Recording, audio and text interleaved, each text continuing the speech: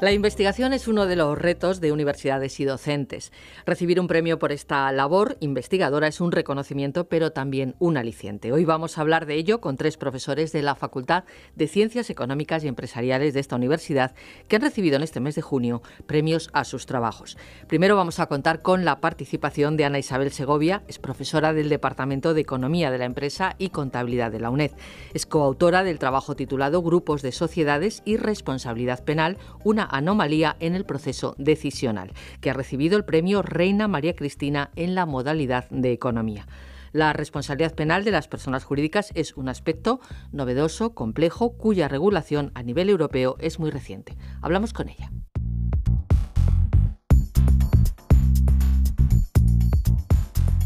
Ana Isabel Segovia, muchísimas gracias por estar con nosotros. Enhorabuena por este premio. Muchas gracias, Isabel.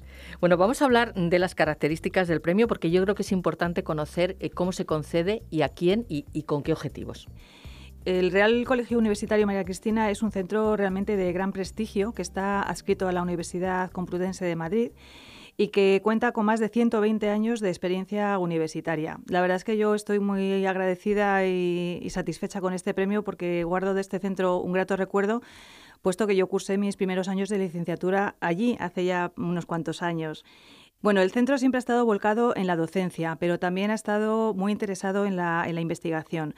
Y convocando este premio, pues da la oportunidad a los investigadores de que les sea reconocida esta labor de investigación. Es un premio de carácter internacional que está patrocinado por el Banco de Santander y esta es su 5ª edición. La convocatoria se realizó en dos secciones, en la sección de Derecho y de Economía, y nosotros nos presentamos a la sección de Economía, aunque como veremos después el trabajo tiene marcado matices jurídicos. Efectivamente, además es una de las especialidades interesantes para los futuros profesionales de ADE, ese ámbito de trabajo. Sí. Bien. El trabajo premiado por el Real Colegio Universitario María Cristina se ha elaborado por 3 autores, 2 profesores, junto con Ana Isabel Segovia. ¿Me puede comentar ese perfil de los compañeros premiados y por qué se decidieron a presentar un trabajo de estas características? Pues sí, en efecto somos 3 los autores de este trabajo, los profesores Javier Sosa y Antonio Sanfrutos, que son del Centro Universitario de Estudios Financieros, CUNEF. Y comentar de estos profesores, por una parte el profesor Sosa, además de ser un reconocidísimo docente e investigador en el ámbito de la contabilidad, es también licenciado en Derecho y posee grandes conocimientos en Derecho Mercantil. Por otra parte, mi tesis doctoral yo también la hice sobre los delitos societarios y toqué también la parte de responsabilidad penal de la empresa, de forma que pensábamos que un trabajo de este tipo pues era una oportunidad para acercarnos a la problemática de los grupos de sociedades en el ámbito penal, como después veremos, sobre todo después de la reciente modificación del Código Penal que se produce en el año 2015. Y por otra parte, el profesor Sanfrutos pues es un experto contable que trabaja día a día en la empresa y aportaba la visión práctica. La verdad es que para nosotros ha sido una enorme satisfacción que se nos haya concedido este premio y quiero aprovechar, en nombre de los profesores Sosa y Sanfrutos, a manifestar su agradecimiento a la UNED por dar voz a este reconocimiento. Bien, pues vamos a hablar precisamente de este premio, de ese trabajo y de la temática principal. ¿Qué objetivo han tenido con la investigación y qué temas han tocado? Bueno, pues este trabajo sobre grupos de sociedades y responsabilidad penal pues trata efectivamente, como su nombre indica, de la responsabilidad penal de las personas jurídicas, que es un aspecto cuya regulación a nivel europeo es muy reciente. Los países que primero lo regularon fueron Holanda y Gran Bretaña a finales de los años 70 y luego paulatinamente se ha ido introduciendo en otros países, como por ejemplo, por mencionar algunos, en Francia en el año 94, Dinamarca en el año 96 o España en el año 2010. A nosotros nos interesaba fundamentalmente acercarnos a la norma española y a cómo trata la responsabilidad penal de las personas jurídicas, sobre todo, como he dicho antes, después de la reforma del Código Penal del año 2015. Y además, dentro de las personas jurídicas, pues nos centramos de forma específica a la responsabilidad penal referida a los grupos de sociedades y, en concreto, al delito de insolvencia punible. Por lo tanto, el objetivo principal de nuestra investigación era plantear algunas cuestiones que nos parece que quizá quedaban poco definidas en la actual regulación. Porque si bien es cierto que la responsabilidad penal de las personas físicas está ampliamente tratada en nuestro Código Penal, pues hay algunas carencias quizá normativas cuando el cargo de administración administrador recae sobre una persona jurídica, como normalmente ocurre en los grupos de sociedades. De hecho, la regulación penal que analizamos exige poseer personalidad jurídica independiente para que se pueda atribuir una responsabilidad. Y esta personalidad jurídica no la tienen los grupos de sociedades. Cuando hablamos, Ana Isabel Segovia, de grupos de sociedades, pensamos en grandes entramados empresariales y supongo que con la complejidad que ello conlleva, sobre todo a la hora, como decía, de atribuir responsabilidades penales. ¿Cómo se ha delimitado, cómo han delimitado en el trabajo este problema? Pues efectivamente, cuando se estudian los grupos de sociedades, pues se tiene que hacer desde una perspectiva multidisciplinar. Es decir, hay que tomar en consideración tanto aspectos puramente organizativos y de gestión, que van a tocar el ámbito empresarial, contable y financiero, pero también hay que tocar aspectos jurídicos que van a tener implicaciones mercantiles, procesales y penales. Nosotros partimos de las consideraciones que hace la norma mercantil de los grupos de sociedades, fundamentalmente a través de la Ley de Sociedades de Capital y del propio Plan General de Contabilidad. Y uno de los principales aspectos que hemos tomado como punto de partida es considerar la estrategia de los grupos de sociedades o de las combinaciones de negocios como un mecanismo para la creación de valor como objetivo esencial de la gestión moderna de las empresas. Por lo tanto, pensamos que los grupos de empresas son esenciales para cubrir ese objetivo, es decir, para crear esas sinergias que permitan la sostenibilidad del grupo a largo plazo.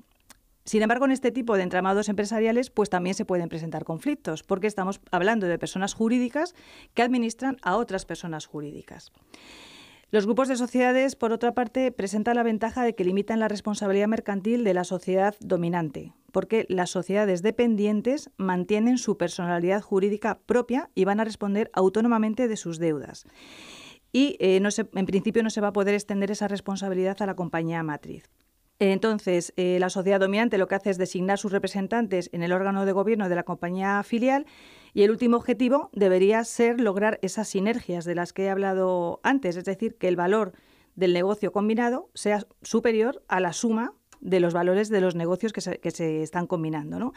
Pero el problema surge o puede surgir cuando se producen actuaciones por parte de los representantes de la sociedad dominante en las sociedades dependientes que pueden perjudicar el patrimonio de esas sociedades dependientes. El tema es complejo, Ana Isabel Segovia. Usted ha comentado que en el trabajo se han centrado en particular en un concepto que se denomina insolvencia punible. ¿Nos podría explicar brevemente los hechos delictivos que se contemplan y la razón para que se analice este delito y no otro? Y sobre todo, ¿qué es insolvencia punible? Pues el delito de insolvencia punible viene definido en el capítulo 8 del Código Penal y es un delito que solamente se persigue cuando la persona física o jurídica ya se encuentra en una situación de insolvencia actual o inminente. Y además realiza una serie de actuaciones pues que van a motivar este delito, entre otras, pues podríamos mencionar que oculte elementos patrimoniales que estén incluidos en la masa del concurso, o que realice operaciones de venta por un precio inferior a su coste sin una justificación económica, o que simule la obtención de créditos a terceros, o que lleve una doble contabilidad, o que lleve una contabilidad irregular, entre otras consideraciones, ¿no? La razón por la que analizamos este delito en concreto es doble. Por una parte, porque algunos estudios demuestran que el delito de insolvencia punible es al que menos atención se presta por parte de las sociedades, con un escaso 23% de presencia en sus modelos de prevención de responsabilidad penal.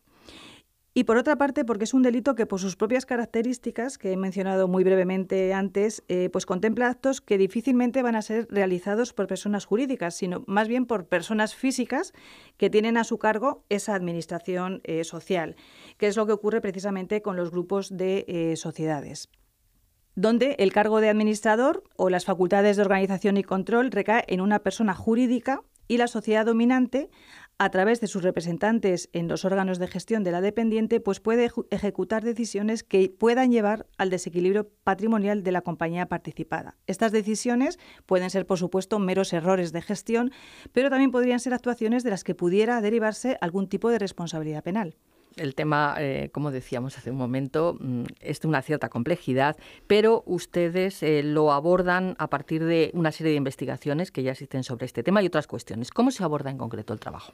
Sí, bueno, pues para abordar el trabajo hemos tomado en consideración las investigaciones de expertos penalistas y mercantilistas y hemos consultado jurisprudencia previa. Lo que hemos hecho ha sido analizar de forma profunda el artículo 31 bis del Código Penal, que es donde se determinan las circunstancias en las que una persona jurídica puede considerarse penalmente responsable, y hemos analizado la situación que prevé el Código Penal en el caso de delitos que se cometen en el seno de un grupo o de una organización que no tiene personalidad jurídica.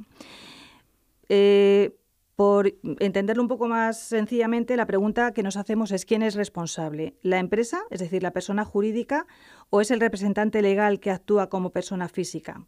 Bueno, pues la norma penal establece una serie de condiciones para que la empresa pueda quedar exenta de este delito. Estas condiciones se pueden resumir en que la empresa pueda probar que antes de la comisión de ese delito el órgano de administración haya aprobado modelos de organización que incluyan medidas de vigilancia y de control para su prevención, y que ese modelo de prevención además sea supervisado por algún órgano de la propia empresa que tenga dotado esa autonomía para realizar ese control. Estos modelos de gestión o de organización, que algunos autores llaman manuales de conducta o códigos de comportamiento, pues deben ser considerados verdaderos protocolos de prevención de delitos. Tienen que ser modelos claros, precisos, eficaces, tienen que estar redactados por escrito y además tienen que estar adaptados a la casuística de los riesgos de cada empresa. Y esto exigirá la intervención de los órganos de la empresa al máximo nivel. En cuanto a qué sujetos relacionados con la empresa van a quedar obligados por este protocolo, como ya hemos dicho antes, la norma establece que deberán someterse a este protocolo las personas físicas que tengan capacidad para generar responsabilidad a la persona jurídica, es decir, sus representantes legales, y también las personas que están autorizadas para tomar decisiones en nombre de la corporación. Creo que es interesante destacar que estos modelos, que han sido creados inicialmente para evitar la sanción penal de la empresa, deberían ser un elemento más de la responsabilidad social corporativa e incorporarse en la cultura ética de las organizaciones. Y creemos, de hecho, que sería una línea de investigación muy interesante que está pendiente todavía de explorar. Por lo que nos está comentando, usted dice, en el trabajo plantean que debería ser un elemento más de la responsabilidad social corporativa e incorporarse en la cultura ética, porque entiendo que esta aplicación, estos modelos de protocolo, pues son simplemente para salvaguardar el que no haya una responsabilidad penal en esa empresa, en esa sociedad matriz.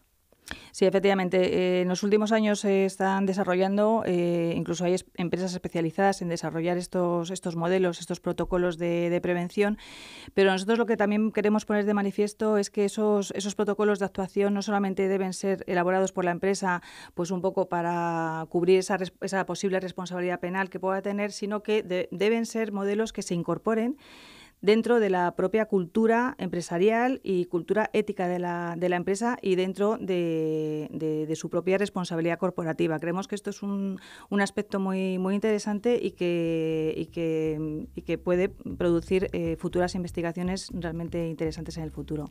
Pues muchísimas gracias, Ana Isabel Segovia, profesora del Departamento de Economía de la Empresa y Contabilidad de la UNED, autora junto con Francisco Javier Sosa y Antonio Luis de un trabajo que ha sido galardonado con el premio Reina María Cristina en la modalidad de Economía y con el título, recordamos, Grupos de Sociedades y Responsabilidad Penal, una anomalía en el proceso decisional. Muchísimas gracias. Gracias, Hasta una Isabel. próxima ocasión. Muchas gracias.